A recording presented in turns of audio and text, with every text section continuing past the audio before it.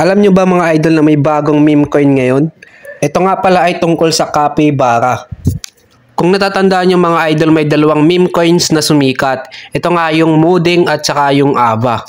At talagang maraming pumalo sa dalawang meme coins na to. Kasi nga bumulusok pataas yung value nitong dalawang meme coins na to.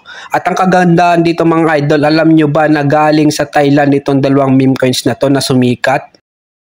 Ngayon, ipapakilala ko sa inyo itong bagong meme coin na galing din sa Thailand. Ito ay tinatawag na Capi. Led by the one and only Capybara, Mooding's bestie and the most relaxed crypto influencer on Solana. Yes, tama yung narinig nyo. Pwede nyo siyang iswap at bumili gamit ang Solana. Pwede tayo gumamit ng Phantom Wallet. Ito mga idol, yung Twitter ni Capybara, no? So, Capybara is a friend of Mooding's. Yan mga idol. So meron sila ditong 1,461 followers. So napakabilis mga idol. It means maraming sumusubaybay dito no, kahit bago pa lang.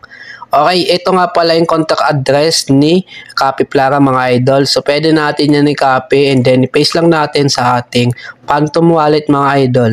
And then pwede tayo mag-swap. And then dito mga idol, pwede tayo bumili ng kanilang coin mga idol and then yan, ihintay lang natin tumaas yung value nitong si Capi. Right? Ito yung chart nila. Kung mapansin dito mga idol, possible na kapag nilampasan niya itong mas mataas yung value is magbumulusok na yung pataas no, tuloy-tuloy mga idol.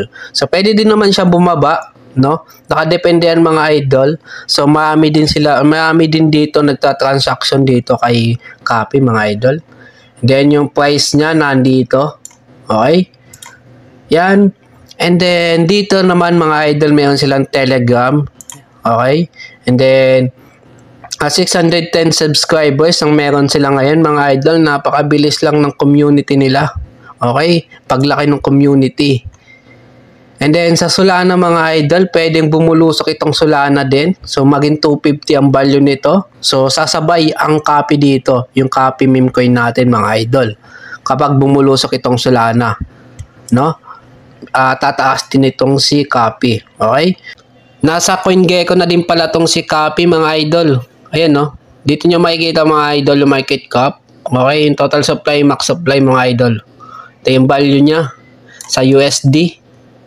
Kung gusto nyo bumili mga idol ay ilalagay ko na lang yung link sa description nitong video mga idol. No? So click nyo na lang yun.